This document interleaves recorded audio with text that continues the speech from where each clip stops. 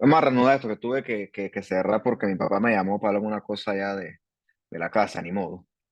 Eh, Voy a comenzar de nuevo con esta diapositiva porque pues no sé hasta dónde quede.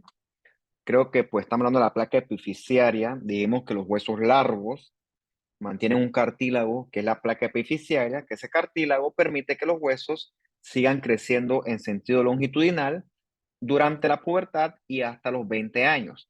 En esa placa epifisiaria que hay, primero hay una zona de cartílago tranquilito, condrocitos en descanso, es cartílago hialino. Luego de eso viene el collar de hueso, que estresa los condrocitos, si así lo quieres ver, y ellos comienzan a proliferar, por eso se llama zona de proliferación. El corte ese de oxígeno hace que los condrocitos cambien y se pongan grandototes, ¿ok? Por eso se llama zona de hipertrofia. Eventualmente esos pobres condrocitos se van a morir y entonces en la zona de cartílago calcificado van a comenzar a llegar los osteoblastos a comenzar a producir su matriz ósea, que va a comenzar entonces a osificarse en la quinta zona, que es la zona de osificación, donde efectivamente entonces se produce el hueso inmaduro. La meta acá en esta HY que se pasaron un poco de hematoxilina, de morada, prácticamente negro se ve el tejido, zona de descanso tranquilita, proliferan como unas pilas longitudinales los condrocitos en la zona de proliferación, ponen grandototes y mueren en la zona de hipertrofia. Luego en la zona de calcificación llegan los osteocitos y comienzan a secretar su matriz ósea. Y en la zona de osificación, efectivamente, la matriz ósea entonces se va a calcificar. Y eso yo le he dicho que ocurre es en húmero y fémur, que son los huesos largos por excelencia, pero todos los dedos, todas las falanges, los huesos del tarso, tarso es la cosa, sí, metatarso, carpo, metacarpo, todos son huesos largos, no tan largos como el fémur, pero siguen siendo largos. Digo, ¿no? Mi mano no es que es enorme, pero no es la misma mano con la que yo nací. Mi mano creció hasta los 20 años y no creo que haya crecido más, gracias al alargamiento que sufren los huesos durante la osificación endocondral. Bien, hasta este momento de este módulo del hueso, hemos visto que el calcio es fundamental para la osificación de esa matriz ósea. Esto yo creo que no existe en nuestro medio ya porque pues la desnutrición es una enfermedad que pues no es que no hay, pero estadísticamente ha disminuido mucho, porque se asocia eso a estatus socioeconómicos bajos, o sea, a pobreza. Entonces, pues en dietas donde el calcio es muy deficiente, entre otras cosas, los huesos van a ser blanditos, van a ser débiles. Eso se llama raquitismo, ¿ok? Esas placas epifisiarias son débiles y el hueso se dobla, se vence bajo el propio peso del cuerpo. De los niños estos van a tener esqueletos con huesos largos que son deficientes y esto se debe, entre otras cosas, principalmente a una dieta que es deficiente en calcio, raquitismo. ¿Ok? Bien, los huesos, como hemos mencionado anteriormente, el hueso es un sitio con una excelente capacidad de regeneración debido a su gran aporte vascular. No necesariamente en el contexto de una fractura. Ayer mencionamos que el hueso se va entonces a deteriorar a veces, producto del uso y el abuso. Y bueno, eso no necesariamente es algo patológico, ¿ok? Los osteoclastos agarran ese hueso que está deteriorado, se lo van degradando y entonces tus osteoblastos vuelven a formar una matriz ósea nueva, resistente de paquete y eso hace que entonces tus huesos se puedan adaptar.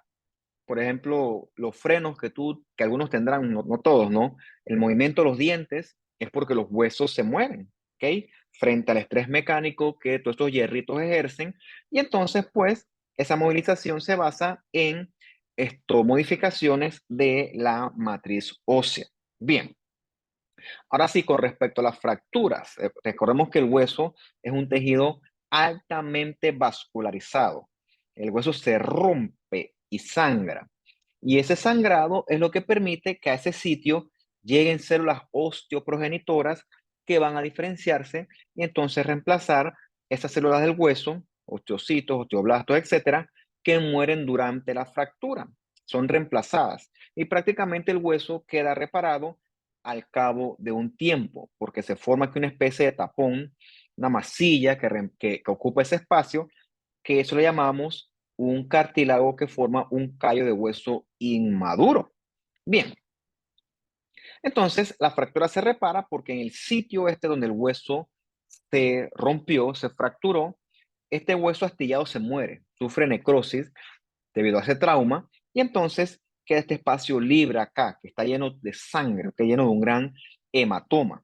Entonces, ese hematoma, eventualmente los macrófagos se comen ese exceso de sangre con el tiempo y queda un espacio aquí. Entonces, en ese espacio comienzan a llegar células que se diferencian hacia cartílago y entonces tendrá un callo blando aquí que ocupa este espacio. Es un cartílago hasta cierto punto bastante similar a el hueso, ¿qué hueso? Al fibrocartílago. Entonces, el hueso que quedó aquí todo astillado, los osteoclastos llegan y como si fuera una máquina pulidora, van entonces remodelando todo ese huesito y queda todo así bien, bien pulidito, ¿ok? Que es el medio ideal entonces para que comencemos a reparar adecuadamente este hueso. Entonces, en ese sitio entonces comienza a proliferar mucho el periósteo y el endostio para producir más células osteoprogenitoras, ¿ves? Poco a poco entonces, ese cartílago que está entonces reemplazando ese sitio, obviamente el cartílago es muy blandito, ¿ok? Entonces ese cartílago va a sufrir entonces un proceso bastante similar a la ossificación endocondral, en la que eventualmente él va a ser reemplazado por hueso, ¿ok? Hueso como tal, que entonces ya va a reparar completamente ese hueso que se fracturó. Se ve que tienes aquí, perdón, ve que tienes aquí esto, la fractura, se rompió el hueso literalmente, los vasos se lesionan y eso sangra. Los macrófagos llegan, limpian todo este sangrado y entonces las células osteoprogenitoras que vienen de la sangre y del periósteo y el endostio se diferencian en este callo de cartílago slash fibrocartílago que ocupa este espacio. Con el tiempo, este callo blando es reemplazado por osteocitos, osteoblastos, en un proceso muy similar a la ossificación endocondral y entonces como ahora tenemos un callo duro, ¿no? Que es hueso. Entonces, todavía eso hay que repellarlo, ¿no? Como cuando tú reparas una pared que hay que dejarlo bonito, como estaba de fábrica. ¿Quién repella entonces ese hueso? Los osteoclastos, hasta que prácticamente el hueso quede de paquete.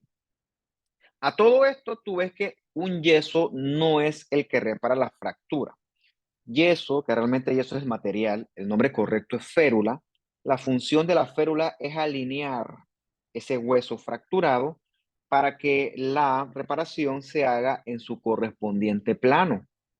O sea, realmente, pues, el yeso o la férula no repara el hueso se repara solito. Es un concepto importante que tienes que manejar. Realmente el yeso lo que hace es alinear el hueso en su respectivo plano para que el hueso se repare adecuadamente.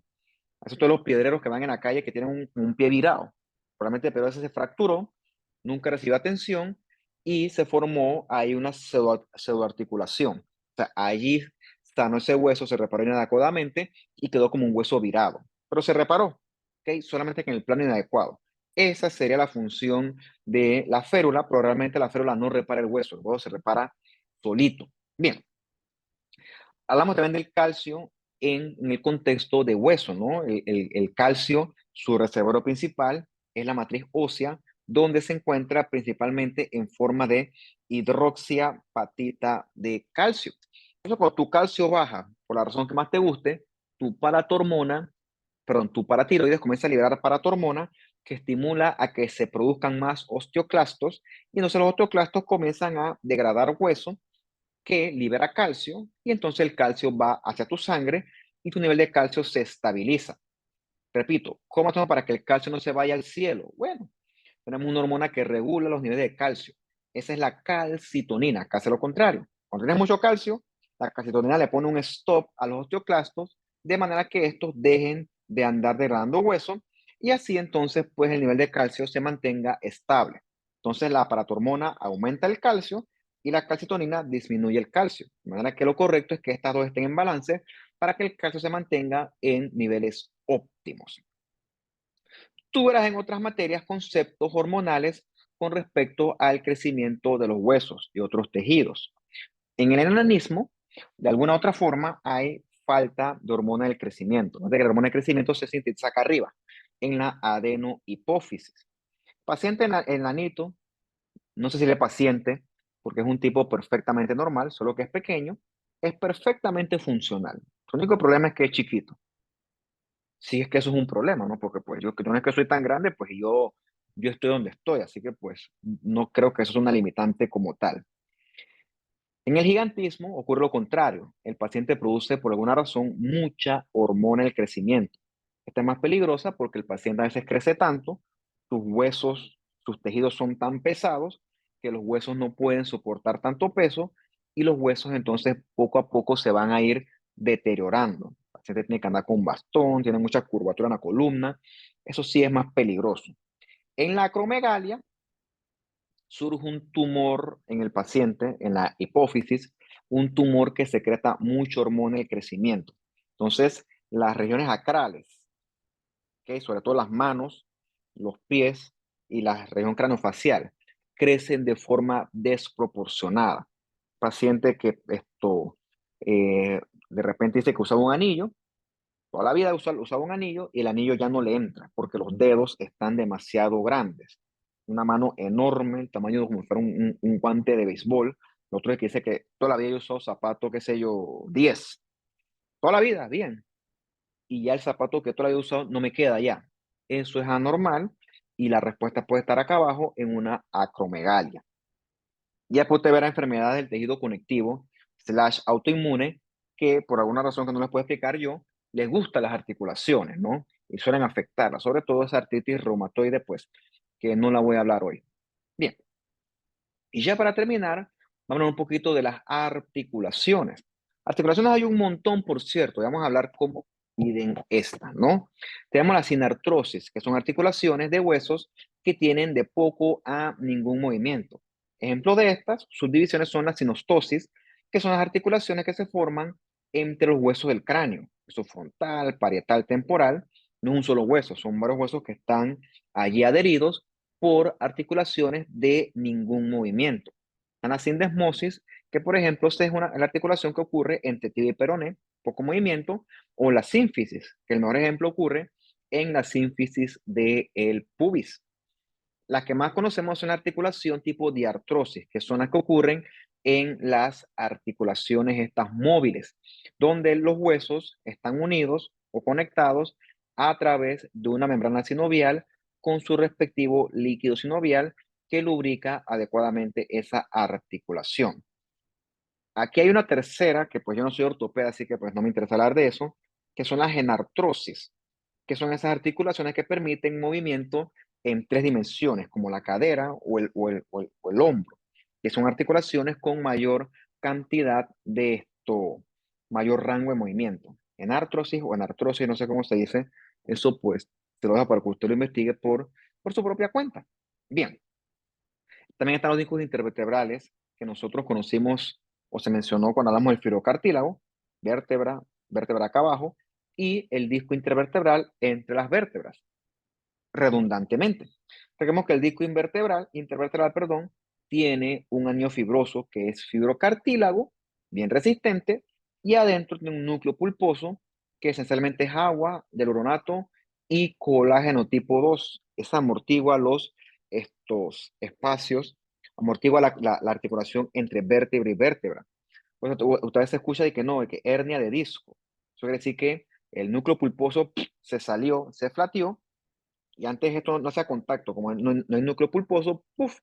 Hace contacto vértebra con vértebra y eso duele, ¿ok? Eso erosiona la superficie de cada vértebra, comprime nervios, entre otras cosas, ¿no? Porque se vació ese colchón que amortiguaba vértebra con vértebra. Bien, nuestras artrosis son las que permiten el movimiento de los huesos, ¿ok? Es que el hueso, está un hueso aquí, un hueso acá, con su cartílago articular. Este espacio es la cavidad sinovial, llena de líquido. Y esto que está acá son los tejidos conectivos densos, sobre todo los tendones y ligamentos, que mantienen todo bien alineado, ¿ok? Gracias a eso, por ejemplo, tu articulación solamente va en una dirección, no va como si fuera un telescopio en todas dimensiones, como si fuera un modelo tridimensional, porque los tejidos conectivos mantienen la articulación debidamente alineada. ¿Ok? Bien. Entonces, en las articulaciones nosotros encontramos exactamente dos tipos de células, en las diartrosis sobre todo. Los tipo A, que se llaman los sinoviocitos, tipo A, que son parecidos a los macrófagos, ¿ok? Ellos van limpiando el líquido sinovial y regulan eventos inflamatorios propios de esa sinovia. Entonces, los sinocitos tipo A, al venir de los monocitos, son hermanos de los macrófagos y para variar, también pertenecen a la familia del sistema mononuclear fagocito. Y están los tipo B, que parecen fibroblastos o son parecidos a fibroblastos, que se encargan de la síntesis de líquido sinovial, ya que producen hialuronato que arrastra agua junto a los proteoglucanos. Entonces, estos que están revistiendo aquí con mucho más aumento son los sinoviocitos, sinceramente tipo A, que son los que revisten entonces las superficies articulares. A pesar de que ellos revisten, no tiene nada que ver con hueso, ¿ok? Esto que está aquí no es, perdón, no tiene que ver con epitelios. Recordemos que hemos dicho que los epitelios revisten, esto no es epitelio, ¿ok? Esto es revestimiento de tipo sinovial, esencialmente por estos que están acá, que son pues los tipo A. Listo, pues eso es todo. Revisan esto con calma, tienen preguntas, dudas, me lo hacen llegar, me preguntan normal y vamos a ver cómo les puedo contestar. Pues, será hasta otra ocasión.